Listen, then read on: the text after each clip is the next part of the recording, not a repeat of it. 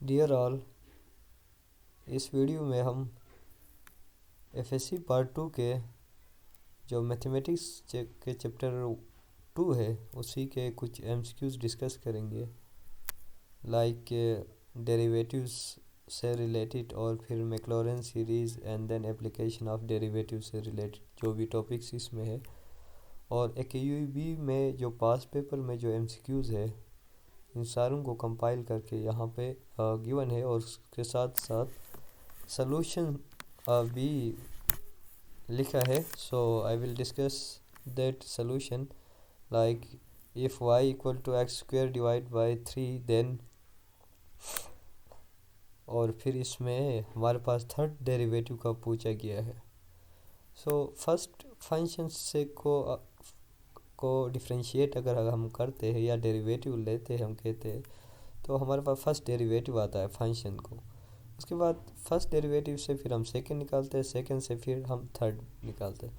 So given function is y equal to x square divide by 3 while taking the first derivative.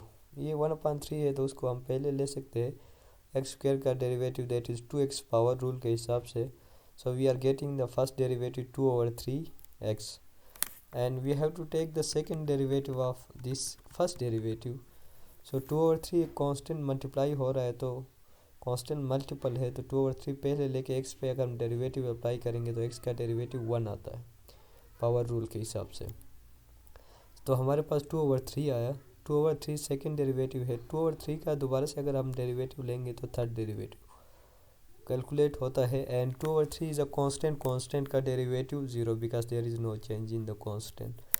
सो यहाँ पे third derivative इसी function का 0 calculate हुआ है और इसका राइट ऑप्शन ए में है। और यहाँ पे देखिए कि एक फंक्शन गिवन किया है और उसके बाद x1 गिवन किया है, चेंज इन x है तो फिर चेंज इन y कितना होगा। देखिए डेल्टा x जो था x2 माइनस x1 होता था और डेल्टा y जो है y2 माइनस y1 होता था। सो y इक्वल टू 3x अगर गिवन है, सो x1 उन्होंने कहा था कि 1 है, x इक्वल टू 1 से आप डेल्टा चेंज कर रहे 0.1 में जा रहे तो चेंज इन y कितना आएगा। सो x1 को अगर मैंने 1 पे पुट किया तो फंक्शन y1 कितना आ रहा है, 3 आ रहा है, ठीक है। और delta y equal to y2 minus y1, delta change in x is x2 minus x1 final minus initial. और इसमें ये देखिए कि हमारे पास जो डेल्टा x है वो 0.1 गिवन है, इसी तरह x1 हमारे पास 1 गिवन है तो x2 हम जा रहे हैं 1.1 पे, अगर x2 पे गए तो y2 कितना कैलकुलेट होगा। सो 1.1 अगर आप फंक्शन के अंदर पुट करेंगे तो 3.3 कैलकुलेट हुआ जो कि y2 है। Now we have to calculate delta y। So y2 minus y1 3.3 minus 3 करने से हमारे पास 0.3 आ रहा है। इसका जो राइट ऑप्शन है वो सी में है, 0.3। Now using the chain rule we can calculate d change in p with respect to change in q, MCQ number 3 में। जैसे कि इसी में ही देखिए p dp और dx अगर हम लेंगे, p और q गिवन है आपसे, dp और dq change in p with respect to change in q using the chain rule. So आप कैलकुलेट कर सकते हैं आसानी के साथ। यहाँ पे देखिए कि अगर dp और dq अगर आप कैलकुलेट कर रहे हैं तो change of p with respect to change of x, उसी तरह अगर आप change of q with respect to change of x आप लेंगे और उसका रेसिप्रोकल लेंगे तो फिर वो change of q with respect to change of x हो जाएगा। So first we have to calculate change of p with respect to change of x। We have to take the derivative e की power 2x का derivative exponential function y function आता है, power का derivative 2 की power e की power 2x का derivative 2 है तो वो आगे मल्टीप्लाई हुआ। ये आपके पास p और dx कैलकुलेट हुआ और q इक्वल टू 3x से हमारे पास क्या कैलकुलेट होगा, qx dq और dx change of q with respect to change of x इसी का डेरिवेटिव लेना है x के हिसाब से। तो 3x का डेरिवेटिव क्या आया, 3 आया। इसका अगर आप रेसिप्रोकल लेंगे तो dx ओवर dq होगा, बिकॉज चेन रूल में dx ओवर dq है, जो कि 1/3 है। इन दोनों को अगर हम यहाँ पे पुट करेंगे, dp over dx multiply dx over dq, तो यहाँ से आप देख रहे हैं कि dp ओवर dq जो आ रहा है 2/3 e की power 2x by substituting these values in chain rule. इसका जो राइट ऑप्शन है बी है। ये बहुत ही इम्पोर्टेंट एमसीक्यू है, बार बार इसी से रिलेटेड एमसीक्यू आए हैं। इसका सोल्यूशन देखिए, ये गिवन थे एन सी, पॉज करके आप देख सकते हैं। सो 3 का राइट ऑप्शन बी है। If L N A where A is an integer then derivative of F of, देखिए एल एन ए खुद एक इंटीजर है, तो आप एल एन अगर आप फंक्शन अप्लाई करते हो, कोई कांस्टेंट आता है, उसका डेरिवेटिव लेते हैं तो वो ज़ीरो आता है। इसी तरह आप डायरेक्ट भी कर सकते हैं। 4 का राइट ऑप्शन ए है, ज़ीरो आता है। लेकिन एल एन का जो डेरिवेटिव हम कैलकुलेट करते थे उसी से भी आता था। एल एन एक्स का 1/x होता था और d divide by D x of x होता था एल एन के साथ जो भी है। लेकिन अब एल एन के साथ ए है तो 1/a हो जाएगा, फिर डेरिवेटिव ऑफ ए, और ए कोई कांस्टेंट है का है, एन इंटीजर का है। सो इसका डेरिवेटिव फिर ज़ीरो हुआ, तो ये सारा कुछ ज़ीरो हुआ। सो 4 का राइट ऑप्शन ए है, ज़ीरो कैलकुलेट हो रहा है एल एन ए का डेरिवेटिव, वरना एल एन एक्स होता था तो 1/x होता था। डेरिवेटिव ऑफ कोस इनवर्स, देखिए पहले जो पास्ट पेपर्स थे वहाँ पे ये फार्मूले गिवन नहीं थे, अब तो फार्मूले गिवन है, ठीक है। कुछ डेरिवेटिव्स भी गिवन है, इनवर्स के डेरिवेटिव्स भाई फार्मूला शीट में गिवन है। सो इसका राइट ऑप्शन आपके पास डी है 5 का। अगेन 6 और जो हमारे पास 3 था वो बिल्कुल उसी तरह ही है, 6 एंड 3 6। देखिए अगर आप x1 पुट करते तो y1 आएगा वहाँ से, y से फंक्शन के अंदर। So y equal to x square था, x1 पुट करते 2 पुट करते तो 4 आएगा। इसी तरह चेंज इन x गिवन था, वहाँ पे 0.1 गिवन है, ठीक है। ये देखिए 0.1 is given, change in x delta x। Now the value of delta y का है, so delta y is y2 minus y1, delta x is x2 minus x1। Delta x 0.1 given है, x1 पहले जो गिवन होता है जो कि 2 है, 2 से अगर आप 2.2 पे जा रहे हैं तो चेंज इन y कितना आएगा, ठीक है। या ये कह सकते हैं कि x2 माइनस x1 करने से आपके पास 0.1 आता है, तो चेंज इन डेल्टा y कितना आएगा। सो 2.21 यहाँ पे पुट करने से 4.41 आ रहा है। सो y2 माइनस y1 करने से 0.41 आ रहा है। 6 का राइट ऑप्शन बी है, 6 का राइट ऑप्शन बी है। Function is said to be continuous, then which of the following condition is are correct. एक फंक्शन कंटिन्यूस है तो फिर सारे पहले तो लिमिट का एग्जिस्ट होना लाजिम है, लेफ्ट हैंड लिमिट और राइट हैंड लिमिट, फिर उस फंक्शन पे डिफाइन भी होना लाजिमी है, ठीक है। और फिर लिमिट का वैल्यू ऑफ द फंक्शन के इक्वल भी होना लाजिमी है। Limit exist and define, and फिर लिमिट और जो वैल्यू ऑफ द फंक्शन है वो इक्वल आना चाहिए। सो डी इज़ राइट ऑप्शन, 7 का राइट ऑप्शन डी है, ये तीनों एग्जिस्ट होने चाहिए। If W equal to sine X है, टी इक्वल टू 2x है, D W divide by D T. देखिए यही अगेन चेन रूल है, D W divide by D X निकालूंगा पहले, जो कि कोस एक्स आएगा, D T over D X निकालूंगा तो वहाँ से आपके पास 2 आएगा। इसी तरह 8 सी चेन रूल, डी डब्ल्यू ओवर डी एक्स अगर आप लेते साइन एक्स का डेरिवेटिव कोस आया, फिर टी इक्वल टू 2x था तो d T over D x derivative लेंगे तो 2 आएगा। नाउ रेसिप्रोकल चेन रूल के अंदर 1/2 होगा reciprocal d x over d t. So cos x 1/2, इसका राइट ऑप्शन आप देख रहे हैं कि 8 का डी में है, right option is in D. If y equal to ln e power 2x then d जी डियर ऑल, हम 9 पे पहुंचे थे। y equal to L N E power 2x। देखिए कि पहले आपको एल एन एक्स का डेरिवेटिव समझना होगा। एल एन एक्स का डेरिवेटिव 1/x और जो x था उसका डेरिवेटिव आगे मल्टीप्लाई होता था। सो यहाँ पे L N E power 2x है, तो सेम वही कंसेप्ट यहाँ पे हम अप्लाई करते हैं 9 में। तो 1/e की पावर 2x तो होगा, लेकिन e की पावर 2x का डेरिवेटिव आगे मल्टीप्लाई होना है।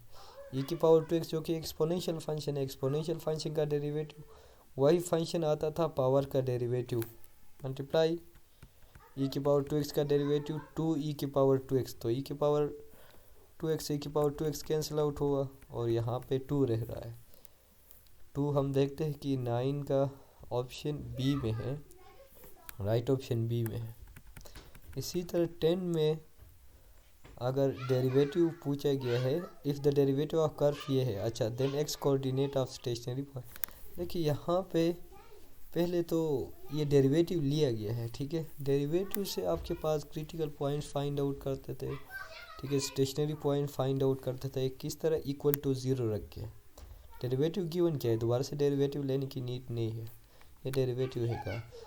फिर एक्स के लिए आपने सॉल्व करना है, ठीक है, एक्स के वैल्यूज़ के लिए। तो देखिए ये अलजेब्रिक काम है। 1/3 उधर गया प्लस हो गया, ठीक है। 1/8 है, तो फिर हम एक्सपोनेंट को अगर हम सेम करके 1/3 बोथ साइड पे लेंगे तो कैंसिल आउट होगा, एक्स रहेगा हमारे पास।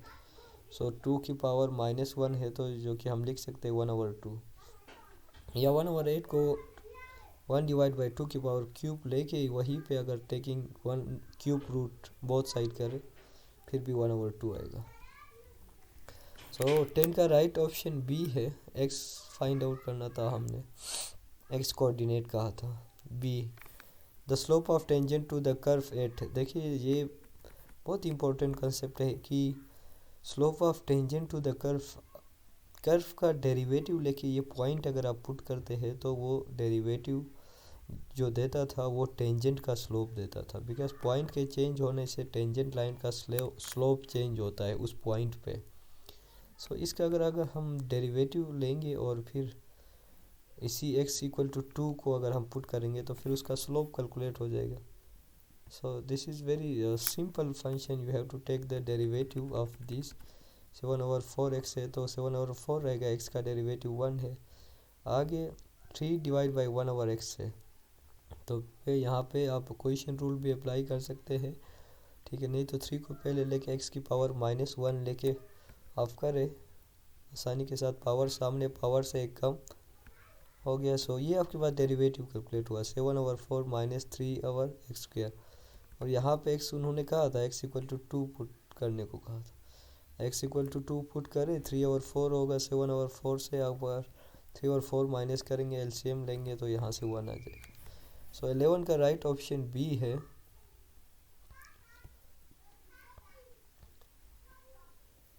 Right option B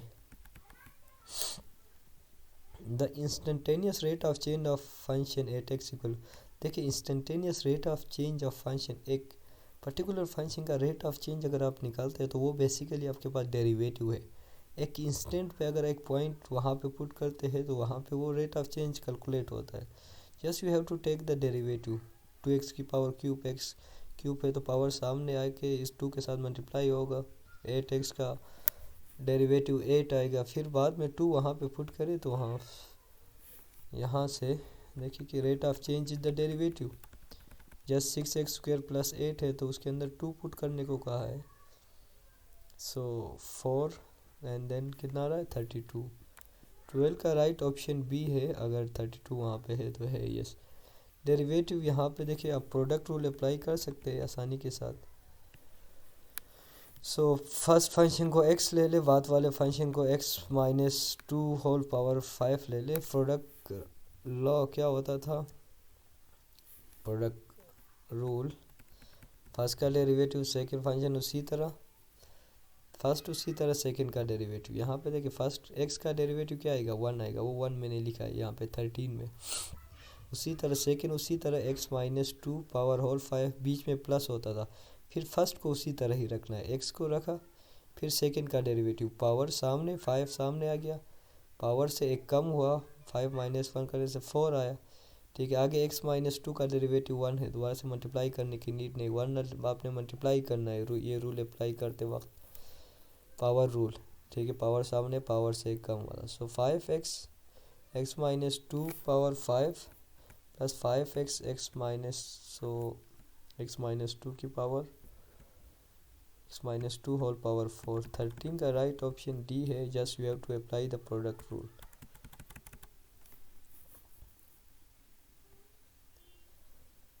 right option is D.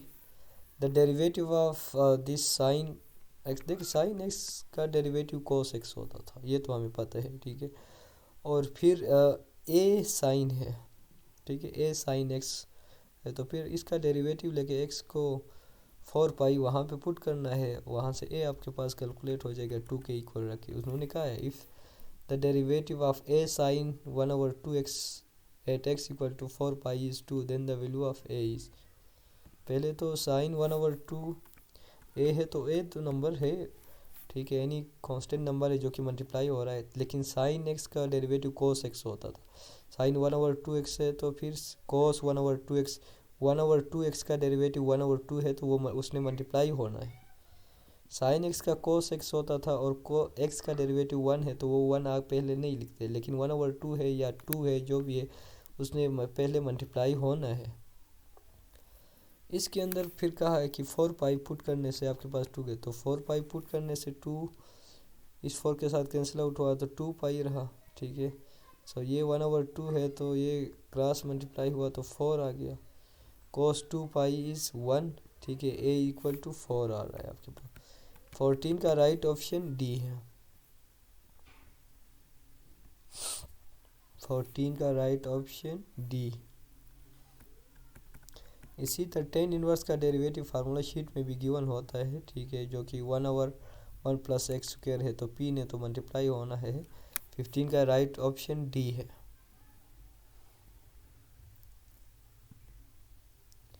15 का राइट ऑप्शन देखिए, टेन इनवर्स का डेरिवेटिव गिवन। 15 का राइट ऑप्शन ए है।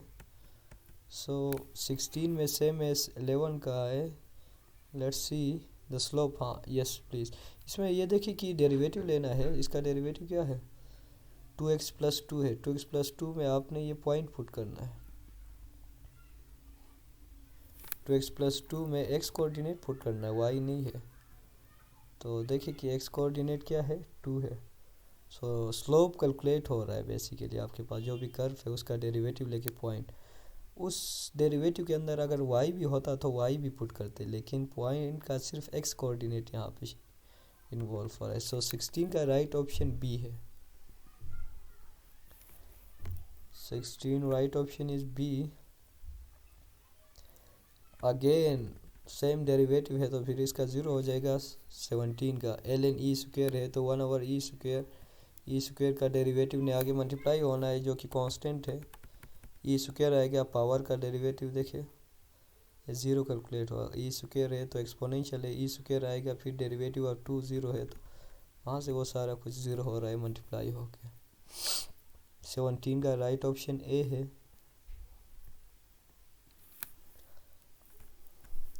Instantaneous rate of change at x equal to 0, again same, just we have to take the derivative and put x equal to 0 in the derivative. 18 में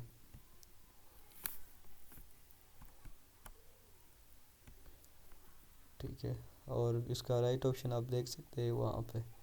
19 में देखिए power सामने, power से एक कम होगा। 19 का राइट ऑप्शन डी है।